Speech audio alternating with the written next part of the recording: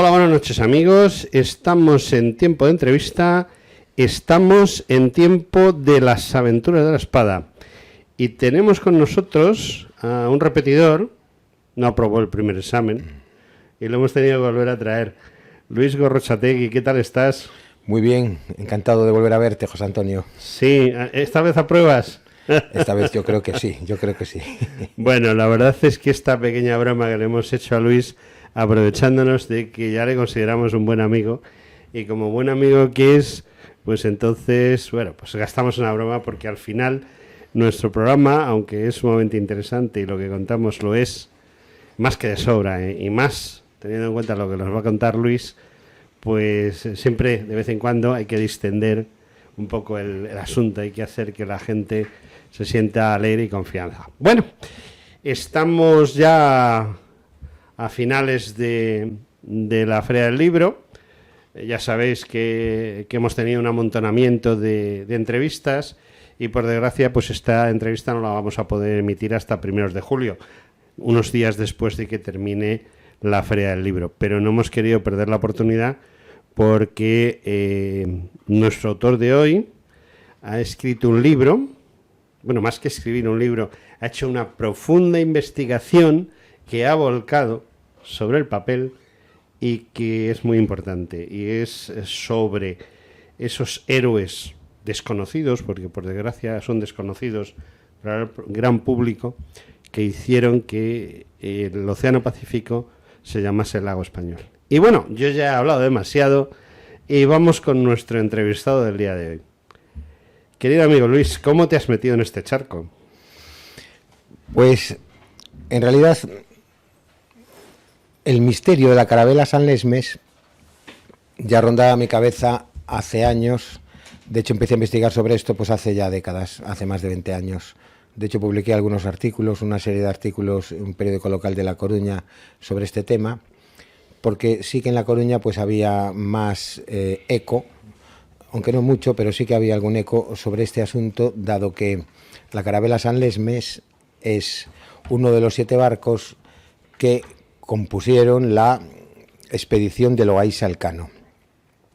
Esta expedición zarpa de La Coruña el 24 de julio de 1525 con la intención ya de abrir la ruta regular de las especias inaugurada en la primera circunnavegación al planeta.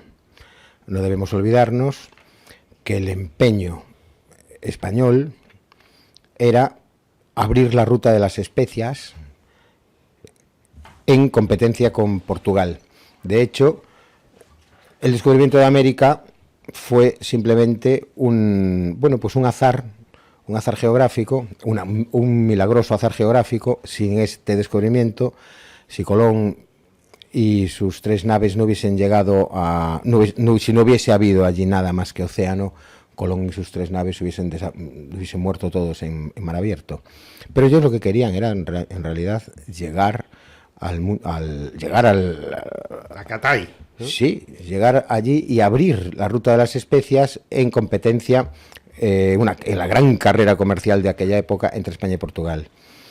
Colón llega a América, ahí se va a producir, pues a la larga se va a producir la expansión española, el gran milagro del Imperio Español, esa enorme extensión de terreno en la cual se produjo la integración de distintos pueblos, algo que no había ocurrido nunca ni volvió a ocurrir, puesto que en realidad este objetivo ya desde el principio de España fue un objetivo integrador. Sí, esto es cierto, pero América no era nada más que un obstáculo en la ruta de las especias. De hecho, zarpan de La Coruña 2 expediciones, 2 barcos para escanear la costa americana en busca de un paso al Pacífico, para no tener que volver por el estrecho de Magallanes. Era una ruta infernal, una ruta larguísima. Evidentemente no encuentran tal paso y hay que volver a las especias utilizando la ruta que habían abierto Magallanes y Elcano. Así se crea en La Coruña la Casa de Contratación de la Especiería, La Coruña parecía un puerto más propicio, estaba en el noroeste de la península y se pensaba que este gran mercado de las especias interesaría a los países del norte de Europa. Y se prepara esta gran expedición ya para ser la primera expedición regular a las especias. La Coruña sería, ahí estaría la casa de contratación de las especias y se pretende en las Molucas montar otra casa de la contratación de las especias e inaugurar esta ruta. Esta ruta era muy lucrativa. Hay que pensar que las especias eran carísimos, el jengibre, la canela, la nuez moscada, el clavo. El clavo tenía un precio tan elevado que casi al peso valía lo mismo que el oro. Y se prepara aquella expedición entusiasta. El propio Elcano no se arredra después de la accidentadísima expedición de la primera circunnavegación en la que tan pocos hombres vuelven a España. Elcano en realidad es el alma marina de la expedición, pero la expedición la comanda García de Loaysa, el linajudo García de Loaysa, que va a ser el gobernador español de las Molucas. Así estas 7 naves se hacen a la mar. 4 de ellas las había armado el propio Elcano en Portugalete. Después había 2 carabelas. La carabela San Lesmes, pues concretamente la carabela San Lesmes estaba marinada pues por vecinos. Había muchos coruñeses, otros gallegos, otros de otras partes de España. Zarpan, ni cortos ni perezosos, sin miedo a lo que se les venía encima. A mí me sorprende muchísimo la destreza marinera, sí, los desarrollos técnicos, sí, pero sobre todo el valor de aquellos hombres que después de haber sido sometidos a esto, después de haber viajado, querían volver a viajar. Eran hombres muy duros, digámoslo así. Sí, eran hombres de un valor, creo que hoy olvidado, porque sabían que los riesgos eran absolutamente inauditos, como en realidad ocurrió. Sí, además les llevaban a la muerte en la mayoría de los casos, ¿no? Sí. El número de los que vuelven es infinitamente pequeño. Es ridículo, y en esta expedición va a ocurrir lo mismo. Zarpan estas 7 naves, paran el Golfo de Guinea, atraviesan, aprovechando el viento, hasta la costa brasileña. Brasileña aún no había, y Brasil ni había nada de eso. Bajan, buscando el estrecho, y ahí empiezan las complicaciones. Esta es una zona muy, muy venteada, una zona dominada por vientos huracanados de dirección variable, el infernal estrecho de Magallanes.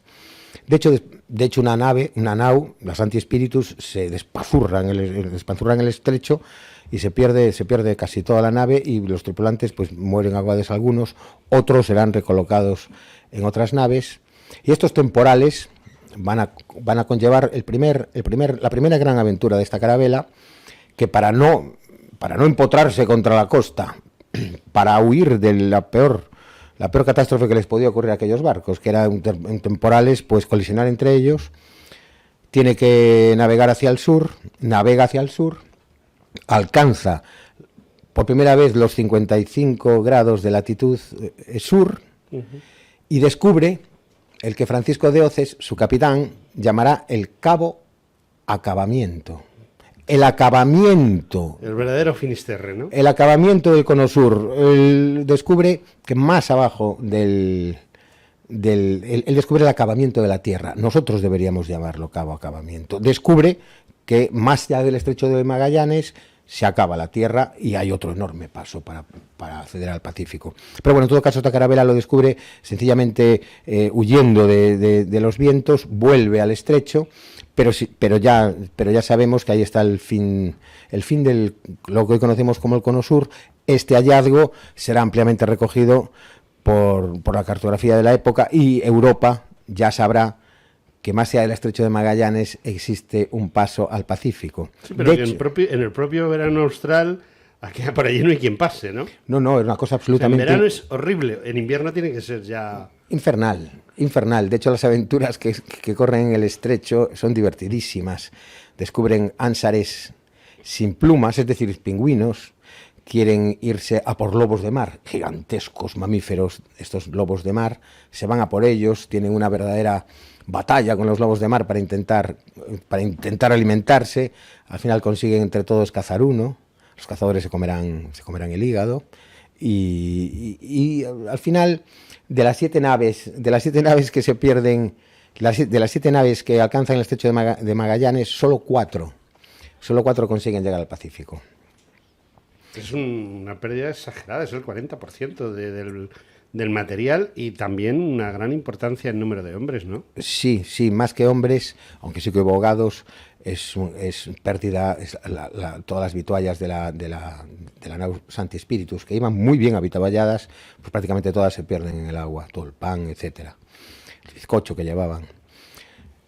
Pero ni cortos ni perezosos inician reparaciones aprovechando el verano austral, y al final consiguen tercos, inamovibles, consiguen atravesar el estrecho, alcanzan el Pacífico 4 naves.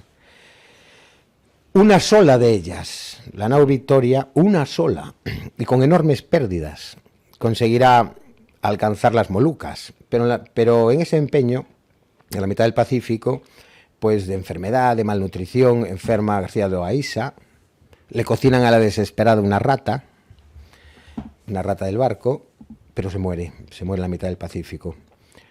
Hereda el mando de la expedición el gran Juan Sebastián Elcano y muere 4 días después, encontrando en el Pacífico mausoleo de tamaño digno a su memoria. Pero la nao Victoria sigue y sigue. Hay chavales, hay más resistentes, está Urdaneta, que es un adolescente, y al final consigue 105 hombres consiguen llegar a las Molucas en la nao Victoria. Las Molucas ya hay un importante asentamiento portugués, pero los españoles somos mucho más hábiles para conseguir la alianza con los moluqueños, y se va a generar una guerra, la gran guerra del Pacífico, entre esta nao y los portugueses. Los españoles, al conseguir estas alianzas, pues consiguen equilibrar la desproporción de fuerzas. Hay 1000 avatares en esta guerra del Pacífico que recojo en la primera parte del libro que se presenta, y es muy divertido porque en realidad Carlos V vende las Molucas por 300.000 ducados a los portugueses, pero claro, tardan 3 años en llegar las noticias, y son 3 años de sopapos en el Pacífico. Hay una cuestión que tú te has adelantado. Bueno, tú vas contando y me parece estupendo porque la gente va conociendo. Pero yo quería comentar que tu libro cuenta todos estos avatares, como tú bien has dicho, y muchos más. De hecho, en tu libro yo he visto varios libros.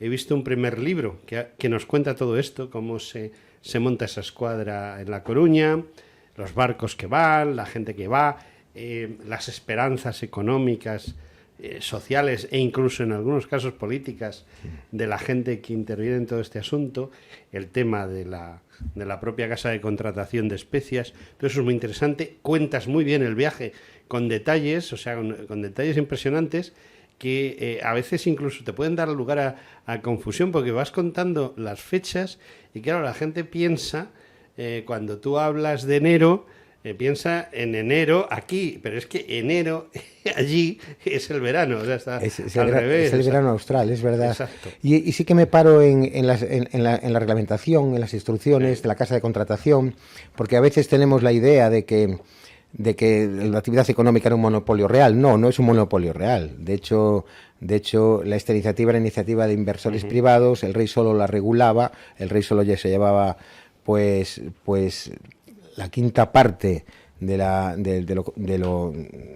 lo conseguido para la corona. ¿El 20%? El 20%, y después el 5% para hospitales, para medicinar, para cuidar a todos los miembros de la expedición. Ya había aquí un carácter claramente protector de todos aquellos trabajadores, y es interesante resaltar esto. Vamos a seguir un poco con el guión general y luego volvemos otra vez, si no te parece mal, porque la gente dirá, ¿y todo el libro de eso? No, hay una segunda parte. Tú al principio dices que el libro tiene 3 partes, es mentira, tiene 5, esa es mi opinión, porque está esta primera parte, la expedición de Loaiza Elcano. Hay una segunda parte en la que nos metemos con otros navegantes en el Pacífico. O sea, digamos que empezamos al principio del siglo XVI con Elcano, pero luego hay más gente, como por ejemplo, estoy leyendo aquí Sarmiento, Mendaña, el propio Urdaneta. O sea, hablas de un montón de cosas, hablas de cómo se constituye, en definitiva, que esta expedición de Loaysa al Cano es importantísima, no porque consigan el objetivo, sino precisamente porque no lo consiguen. Sí. Y eso hace que siempre hay alguien que piensa, cosa extraña, pero hay gente que piensa, y dice, no, pues por aquí no podemos. Y entonces es cuando se inventa el Galeón de Manila. En definitiva, el Galeón de Manila viene del fracaso de Loaysa. Totalmente. Totalmente. Esta expedición deja absolutamente claro que ese trayecto es inviable. De hecho, se sustituirá Urdaneta, que sobrevive en la nao Victoria, después se vengará de la muerte del Cano y abrirá el cerrojo del Pacífico, consiguiendo la ruta del tornaviaje. Ganará latitud desde las Molucas, desde las Filipinas, gana latitud hasta Japón y ahí sí que descubre vientos. El gran problema del Pacífico es que ir hacia el oeste no es muy difícil, es difícil, pero se puede hacer, pero ir del oeste hacia el este es inviable, salvo que seas capaz de encontrar los vientos adecuados. Sí. Y por eso hay una tercera parte, muy interesante, desde mi punto de vista, tercera parte, que es todos esos viajes que se producen al final del siglo XVII, principio del siglo XVIII, que es, digamos, cuando verdaderamente es el lago español. Pero no termina ahí el libro. No, porque en el libro tienes que meter a los extranjeros que se han pasado la vida tratando de decir los españoles no valen para nada y aquí los listos somos nosotros. Y ya tenemos una cuarta parte. Y ya para rematar, y como no tienes bastante, con Nueva Zelanda, con Australia, con las Islas Marshall, con Guadalcanal, con las Filipinas, con las Molucas, no, ni siquiera con la Isla de los Ladrones, más conocida por Guam, que debiera de ser todavía española. El Tratado de París de 1898 no está nada claro, no está nada claro a ese respecto. Bueno, pues como no tienes bastante, vas y te vas al norte y te vas a Alaska. O sea, si alguien quiere conocer la historia de España en el lago español, basta con que lea tu libro. ¿No te has dado cuenta? Muchas gracias. En realidad... No, gracias, no, es lo que hay. O sea, son 350 páginas en las cuales está resumido desde el minuto, no el minuto cero, porque empiezas ya con el Cano en un segundo viaje, es decir, no hablas del primer viaje, referencias. Cuentas el segundo viaje del Cano y te vas hasta cuando perdemos el lago español. Sí, pero en realidad todo el libro tiene un objetivo unitario. La cuestión es la siguiente. De las cuatro naves que penetran en el Pacífico, la nao Victoria, llega a las Molucas, se produce este asentamiento, esta guerra con los portugueses, y al final, pues un puñado de hombres consiguen volver a España, completando la segunda circunnavegación al planeta. Es importante hablar de esta segunda circunnavegación que pronto cumplirá 500 años desde que zarpó. Pero no, el libro en realidad es un libro que solo busca una carabela. ¿Qué es lo que ocurre? De los 4 barcos que penetran en el Pacífico, sabemos lo que ocurre con 3, pero una carabela se pierde en la noche de la historia y no volvemos a saber nada de ella. Pero de un modo indirecto, sí que vamos a saber cosas después. Yo lo que hago es un repaso de las expediciones, primero españolas y después de otras naciones, a esta zona del Pacífico Sur en busca de indicios de la carabela. Perdón. Y es muy interesante porque sí, y repaso las expediciones de Mendaña, Sarmiento, Quirós, zanjo el tema del descubrimiento de Australia, porque en realidad el primer marino, el que sabemos que pisó tierra australiana, fue Luis Báez de Torres.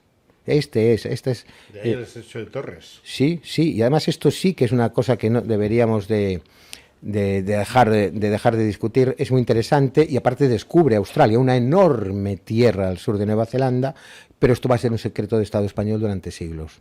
Pero en todo caso, todas estas expediciones las analizo en tanto que pueden encontrar indicios. ¿De dónde está el Salles? Indicios de lo que pasa ahí.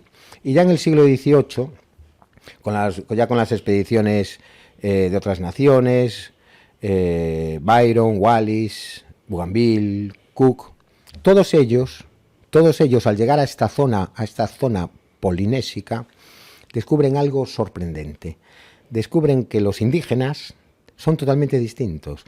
Descubren que los indígenas tienen rasgos caucásicos. Descubren que los indígenas parecen europeos. Incluso alguno dice parecen españoles. Y ya se lanza en el siglo XVIII la hipótesis, la única hipótesis explicativa, sería que en otros tiempos naufragó ahí un barco español. Este misterio queda en el aire, pero en 1929, de un modo casual... Y esa es la sexta parte del libro, porque tiene más partes, ¿no? En 1929 se descubren en el atolón de Amanu, en la Polinesia, se descubre un vestigio inapelable de la carabela. Se descubre de 2 toneladas de peso. Se descubren 4 pequeños cañones de hierro empotrados en el coral, que van a generar una sorpresa en aquella época. Su descubrimiento va a generar algunos artículos en las revistas del Pacífico de la época. Estas revistas del Pacífico van a llegar a un entusiasta investigador australiano, al cual le dedico el libro, se lo merece, con creces. Robert Landon, ¿no? Robert Adrian Landon, porque ahora Robert Landon ha quedado tapado por un personaje de ficción, pero si quieren buscarlo en internet, Robert Adrian Landon descubre estos cañones a través de estos artículos y se lanza a descubrir el misterio de quién estuvo allí. Los cañones, consigue ver los cañones, algunos de ellos, los analiza, manda material fotográfico a Londres. Esos cañones son del primer cuarto de las primeras décadas del siglo XVI. El asunto es que solo pueden pertenecer a la carabela San Lesmes por pura eliminación de posibilidades. Porque nadie más estuvo allí. Nadie más pasó por ahí. Y investigando Landon indicios, pues lo que va a hacer es descubrir que estos navegantes habían ya hablado, pero distintos navegantes de distintas expediciones llegan a la misma conclusión. Perdón, ahí tuvo que naufragar un barco español en otros tiempos. Se descubren 4 cañones, se descubren piedras de lastre, pero no se descubre el pecio. ¿Qué significa esto? Que la carabela encalló en estos atolones. Estos atolones quitaron lastre y salieron. Sí, que era una solución, era la solución marina, quitar lastre, reflotarlas y seguir. Tenemos que pensar que estos atolones madrepóricos son islas bajísimas, son paraísos. Imagínate una playa de 30 kilómetros que se cierra sobre sí misma y genera en su interior una laguna con aguas templadas y llenas de pesca. Y toda la playa llena de cocotales. Después de esta... Suena a paraíso Tahití. Exactamente, sí, estamos Bora. Estamos en esa zona.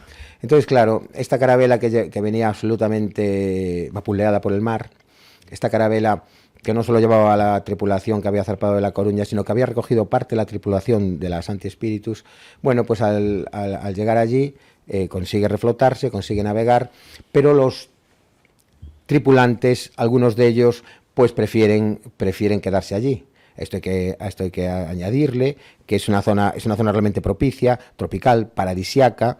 Las mujeres se fascinan por la piel blanca de estas personas. Pues imagínate, mira, yo me quedo aquí, tú te quedas, pues yo también me quedo, mira, nos vamos a quedar nosotros 3, darnos alguna herramienta y nos quedamos. Esto puede ocurrir en Amanu. Después siguen navegando hacia el oeste, llegan al gran atolón de Ana, que es más grande, que todavía es más propicio. Ahí puede ocurrir lo mismo. Y siguen hacia el oeste y llegan allá a la gran isla de Rayatea, que no es un atolón, es una isla con unas posibilidades totalmente distintas. Es curiosísimo porque en esta isla de Rayatea existe un relato mitológico en el cual estos descendientes se convierten en seres histórico-míticos que construyen o que marinan un gran barco. Imagínate, aquellos andaban con canoas, con canoas dobles pequeñitas, y que desde allí van a zarpar hacia el sudoeste. La mitología de la isla de Rayatea nos habla de esta expedición, pero es muy interesante, porque también la mitología maorí, bueno, esta expedición continuó, llegó a Nueva Zelanda. Es curiosísimo que los maoríes remonten su estirpe a esta isla de Rayatea, Hawaiki, en la mitología maorí. ¿Y qué encontramos aquí? Encontramos que estos navegantes, los descendientes de estos navegantes sobreviven, se emparejan con mujeres polinesias, tienen descendientes, estos descendientes a su vez se emparejan entre sí. Claro, si tienes un hijo con una polinesia, pues los hijos saldrán mestizos. Pero si esos hijos mestizos a su vez se unen entre sí, por las leyes de Mendel, pues puede salir un polinesio, puede salir un mestizo, pero te puede salir un pelirrojo, te puede salir un rubio. Los pelirrojos ya son muy pocos. Sí, Van desapareciendo. Alguno queda, por supuesto. Sí, pero... sí. Descubren un número de pelirrojos, como serán recogidos en las crónicas de distintos países. Entonces, con todos estos datos, Landon intenta reconstruir la peripecia de la carabela.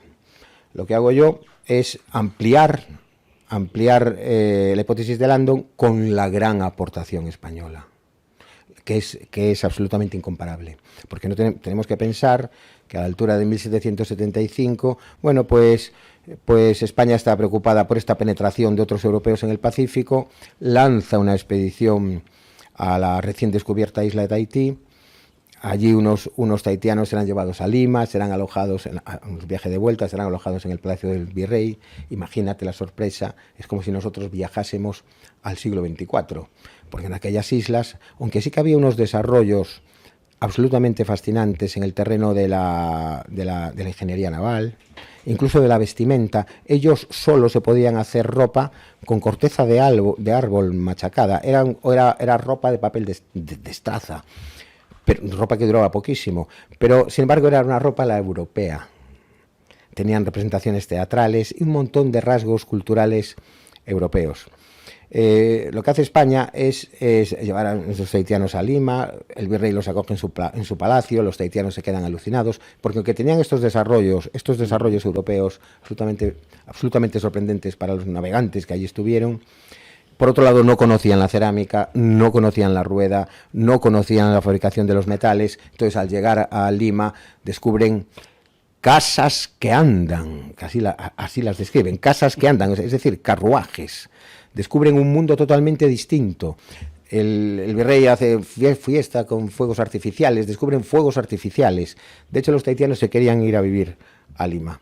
Lo interesante es que estos tahitianos que están acogidos en el Palacio del Virrey, pues son cuidados por Máximo Rodríguez, un soldado limeño, es decir, un soldado español de Lima, que con gran facilidad para las lenguas, que ayudado por Juan Hervé, otros marinos, redactan el primer gran diccionario del tahitiano en la lengua europea, y así Máximo Rodríguez, que vaya en el segundo viaje de Buenechea, en el viaje que tiene como objetivo un asentamiento en la isla de Tahití, pues ya Máximo Rodríguez llegará a hablar tahitiano con fluidez. De hecho, Máximo Rodríguez fue el primer europeo que habló tahitiano. Entonces encontramos ya en las relaciones españolas una profundización incomparable, que se dedica al grueso del libro, una profundización incomparable de quiénes eran estos descendientes de las Sanlesmes. Esta misión estaba conformada, esta misión que está todo 1775 sola en la isla de Tahití, siendo el primer asentamiento europeo en la Polinesia, estaba conformada por 2 frailes franciscanos, por un grumetillo, que al final será un desastre, un grumetillo díscolo, y el propio Máximo Rodríguez. Y entonces se produce ya la integración y el conocimiento de qué era esa sociedad sanlésmica. Encontramos que estos rasgos caucásicos, estos rubios, estos ojos azules, están relacionados con las familias dirigentes de las islas, pero no solo de Tahití, sino de toda la Polinesia. Y Máximo Rodríguez corre unas aventuras absolutamente fascinantes en Tahití que hay que conocer. además me puede llamar la atención que dejasen una misión de 4 personas en una isla de 15.000 indígenas. Y vemos aquí claramente, y esta manera de ser, esta manera de integrarse, no la encontramos en otras naciones. De hecho, pues se descubre en esta Tahití, que en el viaje de Bougainville, de unos pocos años antes, pues Bougainville había incendiado la mente de los ilustrados franceses con el mito del salvaje feliz, Rousseau y compañía, y toda esa construcción de un tiempo feliz. Ya Máximo Rodríguez descubre algo totalmente distinto. La misión empieza a funcionar, la misión funciona bien, se pone enfermo Bellatuba, y que era rubio, uno de la familia, el jefe de la isla. La misión intentan curarlo, pero en un momento determinado los tajuas o sacerdotes ordenan sacrificios humanos propiciatorios para que Bellatuba recupere su salud.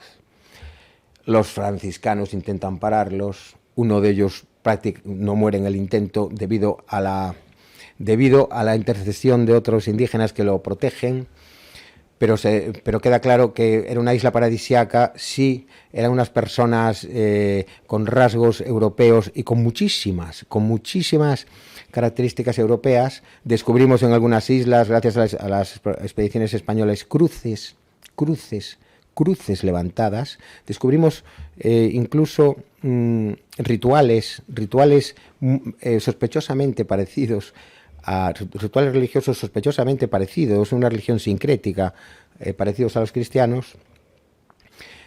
Y al final esta expedición fracasará, porque como no pueden acabar con estas prácticas salvajes. El propio Máximo Rodríguez es testigo de unas escenas escalofriantes relacionadas con la caza de los indígenas para estos sacrificios humanos que se producían en los maraes propiciatorios, en una religión que incluye todas estas cosas, pero conocemos la sociedad sanlésmica de una manera muy profunda con estas expediciones españolas, aunque al final levantarán la misión porque no se podía hacer de esta manera. Aunque es muy interesante que los tahitianos querían pertenecer a España, y de hecho le regalan a Carlos III un objeto único en el mundo, un objeto único en el planeta, que se conserva en el Museo de Antropología de Madrid, un humete, un cuenco sagrado alargado para rituales, hecho de dolerita, una piedra dura, una piedra negra, que solo pudo haberse hecho utilizando el metal. Ya Bolton Corney, que estuvo a principios del siglo XIX a principios del siglo XX investigando este tema, llegó a la conclusión de que esa piedra tenía que haber sido esculpida, ese humete tenía que haber sido esculpido con metal que tuvo que viajar en este barco en otros tiempos.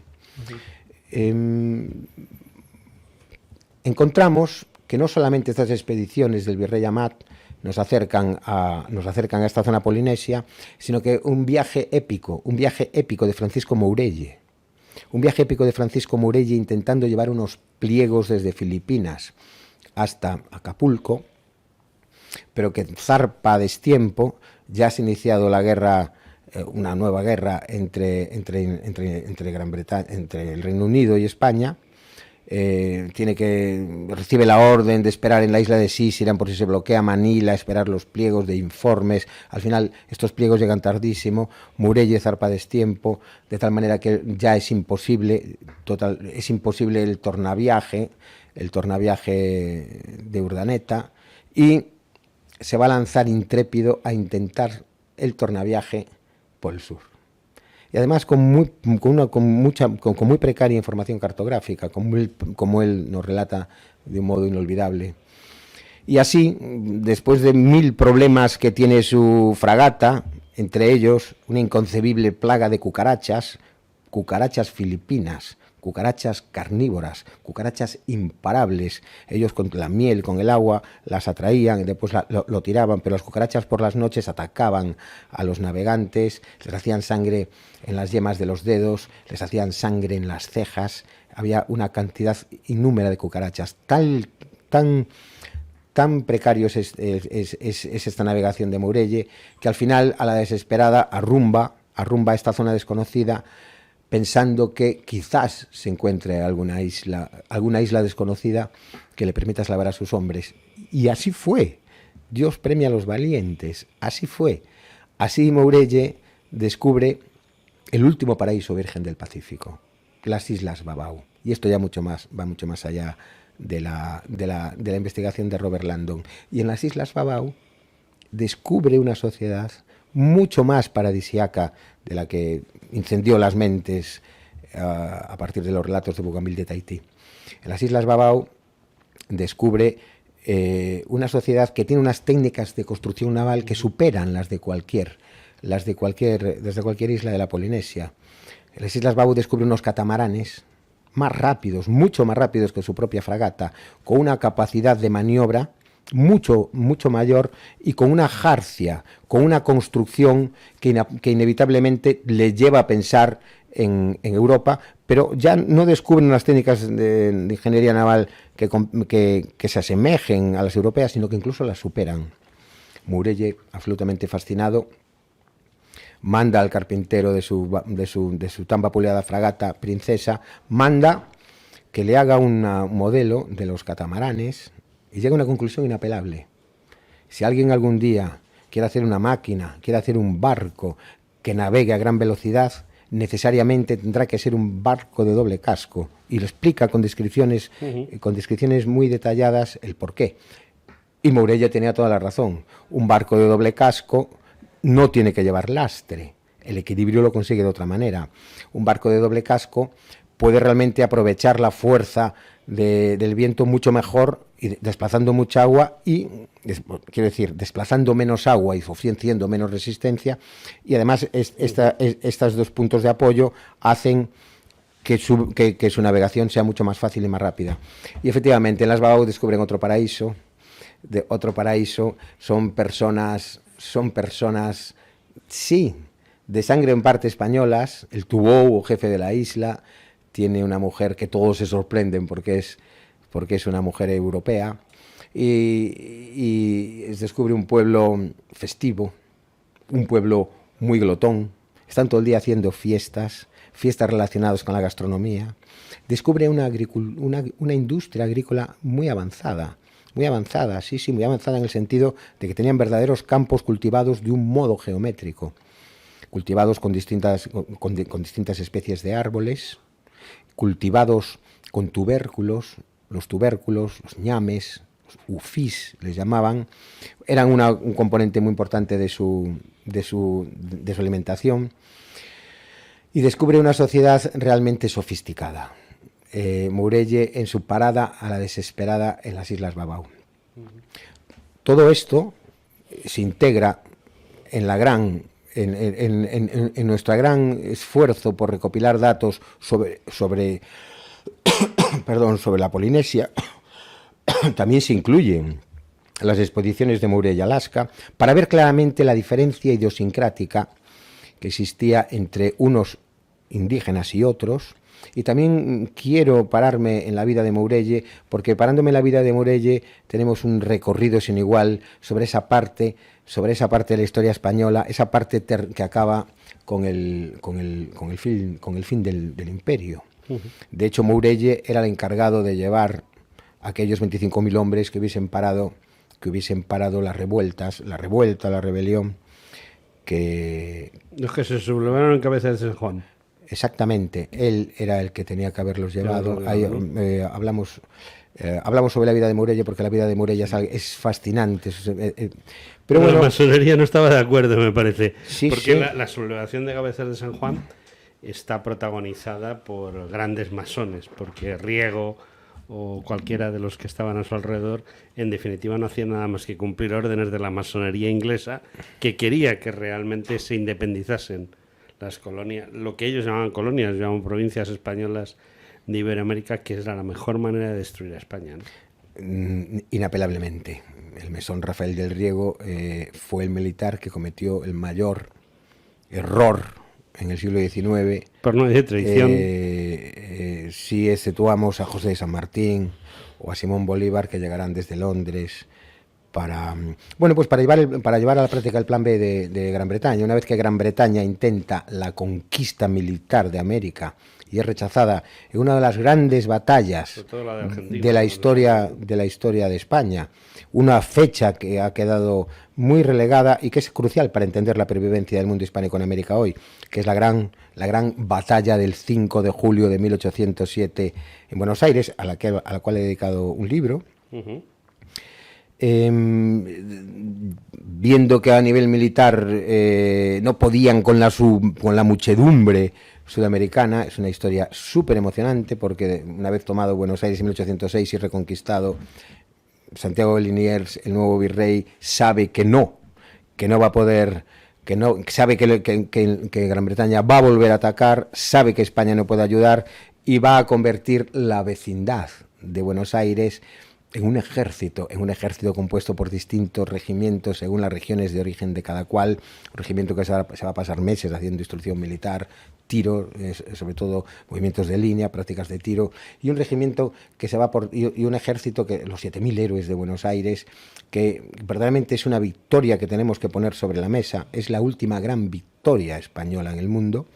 Y aparte una victoria decisiva, una victoria estratégica y decisiva, porque ¿verdad? En un modo inconcebible, lo que pasa es que me pondría a hablar de otro libro, no de la Carabela San Lesmes. Hablaremos de ese libro. Oye, pero, aunque tú quieres hablar de la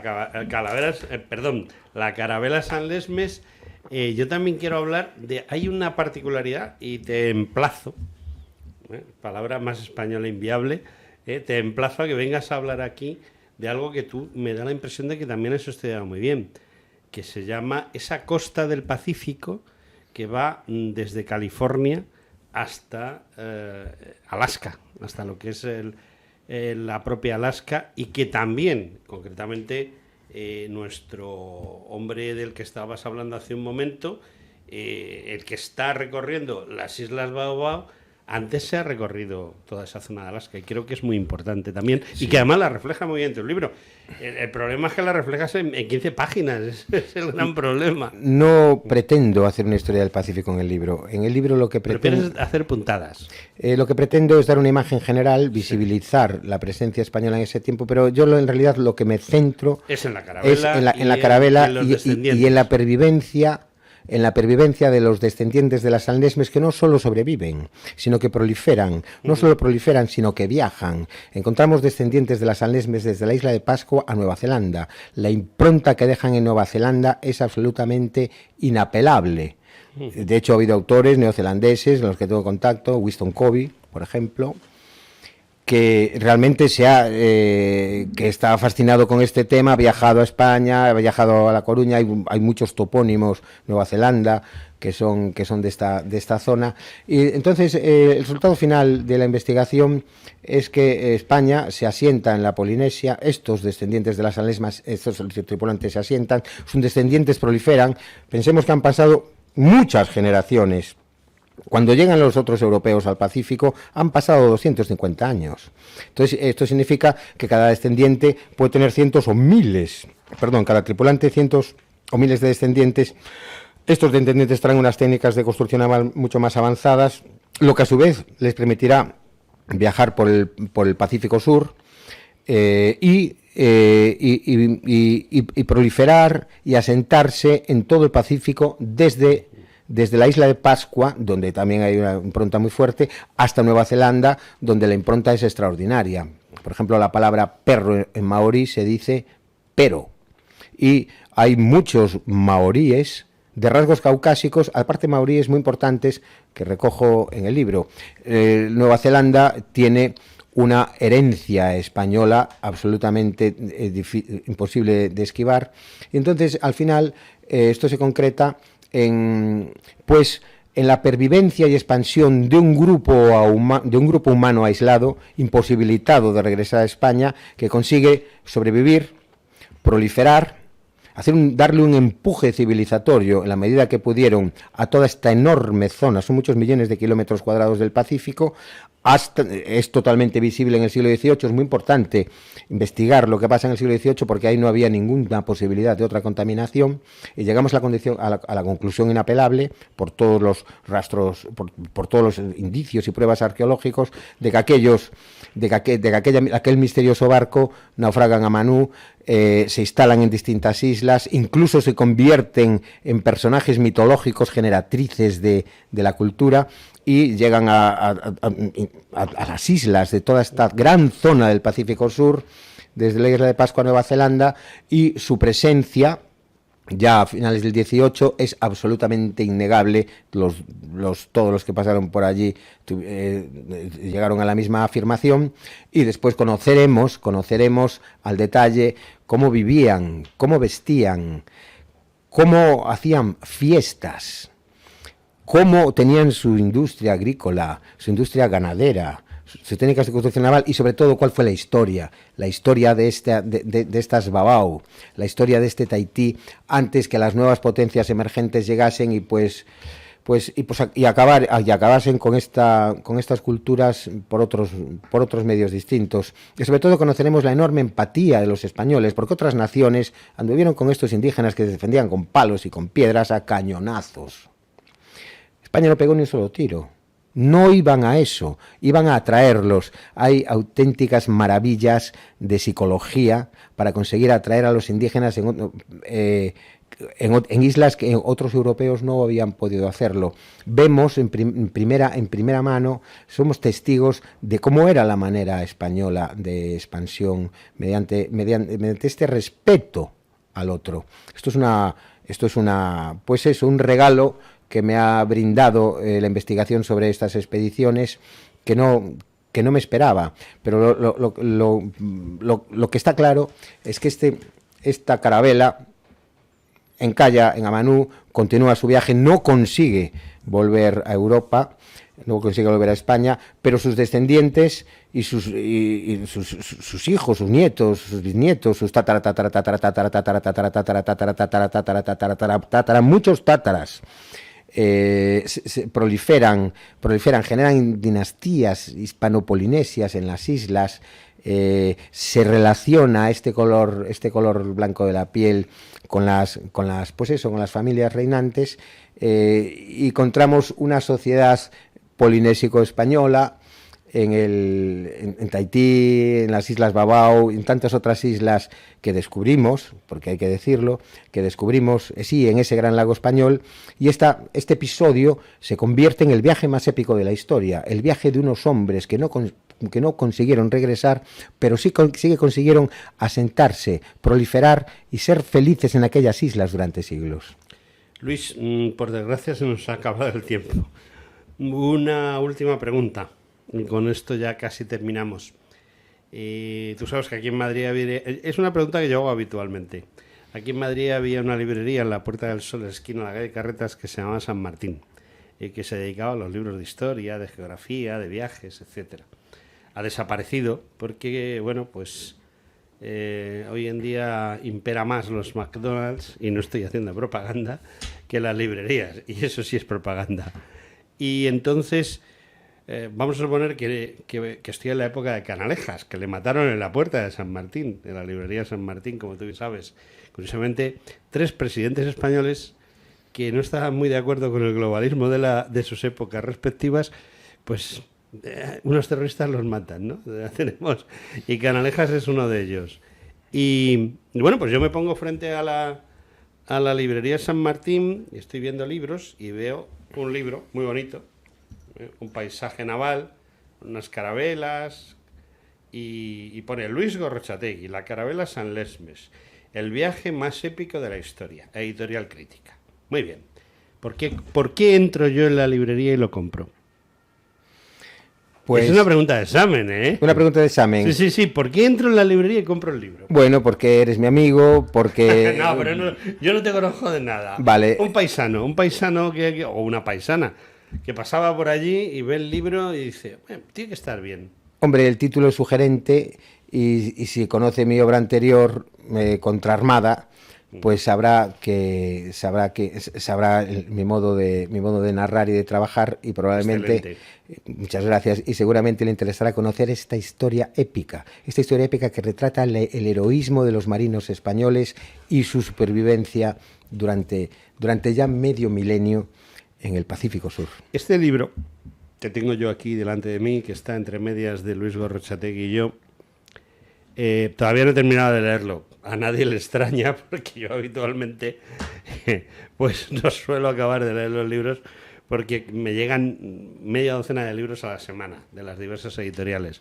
Entonces me meto con los que me gustan, alguno lo termino, cosa rara. Este creo que lo voy a terminar. Por favor. Sí, no, es que merece la pena. El final es muy bueno. El final es muy bueno, me da esa impresión. Pero vamos, la primera parte, que es el viaje de hasta que precisamente pues desaparece la carabela, toda esa época. Hay otra carabela que desaparece, no es una carabela, un navío que en vez de meterse al estrecho de Magallanes tira para Buenaventura, para el Cabo de Buenaventura, ¿no?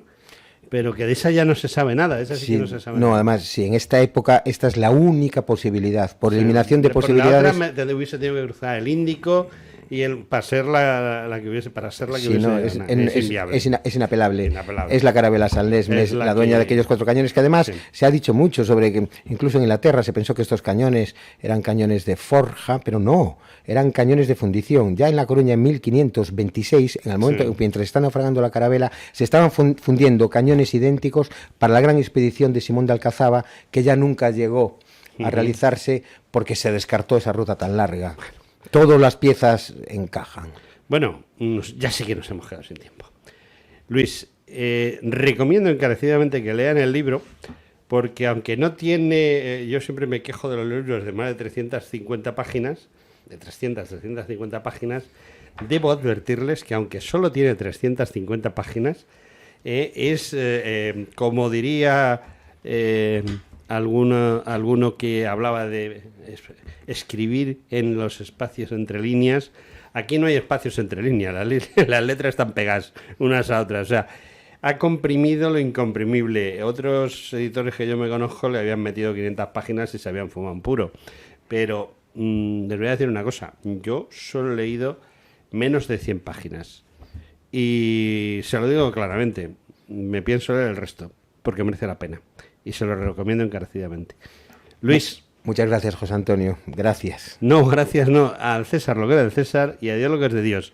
Y te emplazo encarecidamente para que hablemos de 2 o 3 puertas que tú has abierto en esta entrevista.